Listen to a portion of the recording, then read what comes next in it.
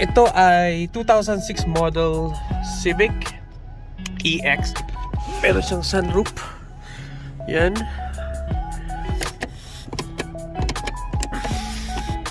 Heater, aircon, gumagana.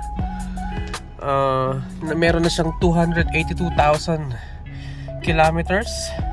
So I think due na rin to sa kanyang change oil. Gagawin natin yan sa mga susunod. May kasama siyang all season tire na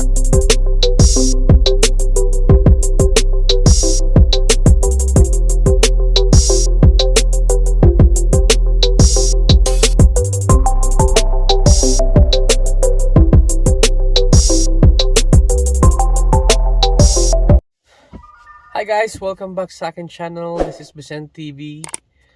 Today, ang ating episode ay about sa naghahanap ako ng ipapalit kay Honda Fit na syempre lumang sasakyan din at affordable na kaya lang ng ating budget. Kasi nga ang reason kung bakit i-let go ko rin si Honda Fit, kasi nga si Honda Fit ay manual. May kailangan kong turuan ng mag-drive ang aking asawa para makapag matuto na siya sa automatic. So hanap lang din ako ng luma ang sasakyan. Nakapsing presyo lang din ni Honda Fit.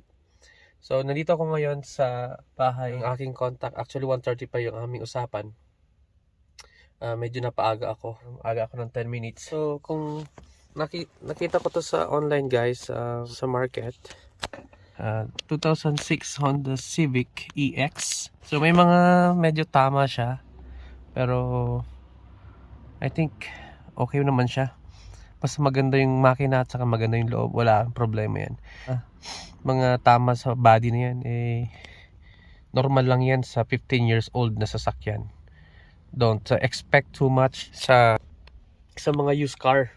So kaya binebenta yan dahil nga ayaw nilang mag-maintain, di ba? So malamang may problema yan. May alam naman ako konti sa pag-DIY.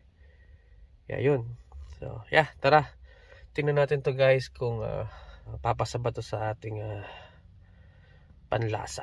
Ito guys yung Honda Civic na aking titingnan.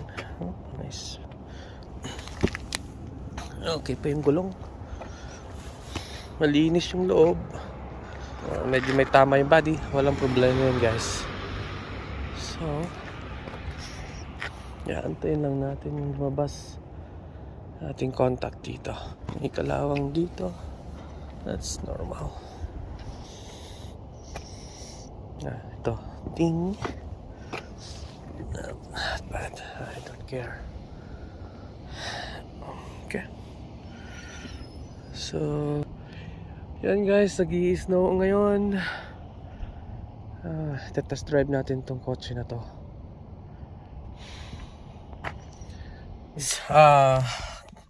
Nagdala pala ako ng itong pang test na to para malaman natin kung walang problema yung makina. Okay? At andito na ito.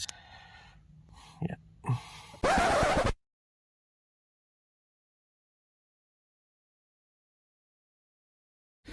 So, guys, back to the Honda Civic.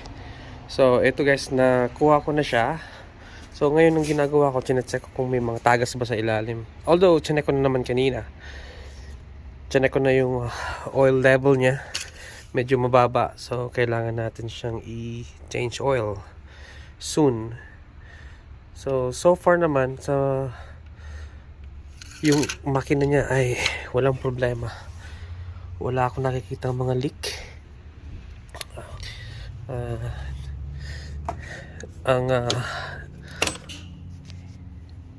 Air filter, check natin ang air filter.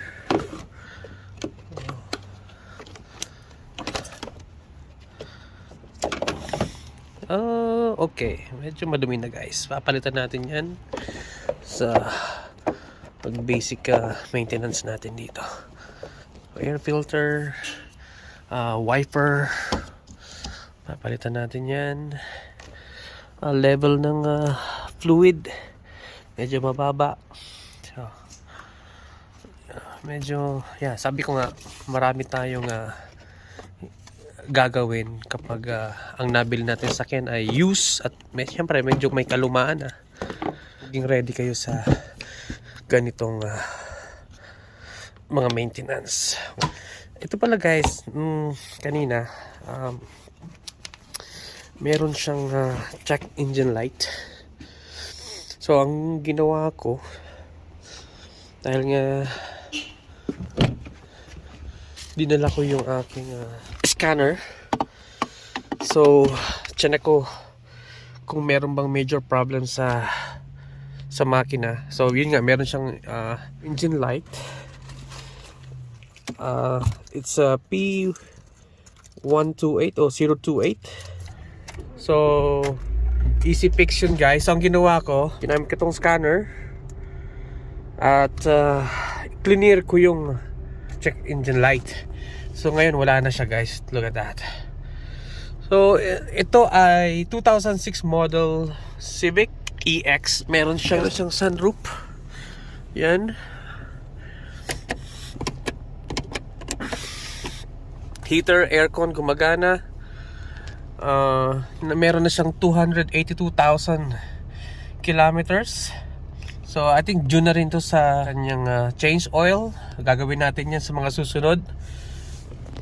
May kasama siyang all season tire na nasa original na rim. So tingnan nyo guys, malinis yung loob niya. Konting ayos-ayos lang to guys. Yeah. Meron din siyang mga mat. Doesn't matter. So same. Konting gas-gas sa katawan. Siyempre may makalawang na yan. Ito, yan, madali lang itong gawin. Kaya natin yan. Yung makina niya, medyo okay naman, matining naman siya. So low level na rin yung ating coolant.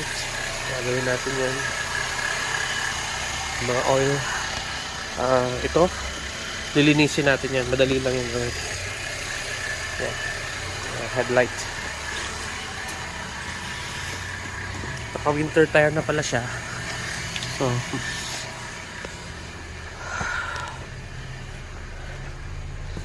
yeah.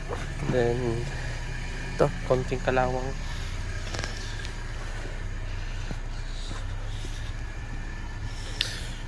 So yan guys, may medyo kalawang sa bubong.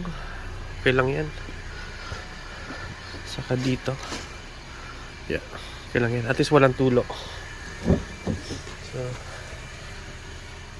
guys, walang problema. Hindi ko lang pakialam sa, basta gumagana yung sakyan, tumatakbo, yun ang ating pinaka magandang status ng sakyan. Luma na yan, so expect mo na yan guys. Okay, tiyanin ko rin pala sa ilalim, wala siyang tagas. So I think good deal tong ating pagbilin to. Yan.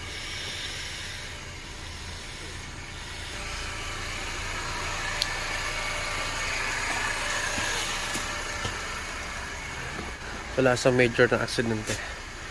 It's more on yung external ang kanyang issue dito. Usok, condensation lang yan guys, kasi malamig. So normal yan. Okay, so ayun ang pagkakaabalahan ngayon. At para rin makapag maneho na si Mrs. Okay, so yeah, it's good deal. Right, please subscribe to my channel and hit like button, share if you want. So yeah, again, this is Murang TV vlogs. Yeah, that's all guys. Thank you. Bye.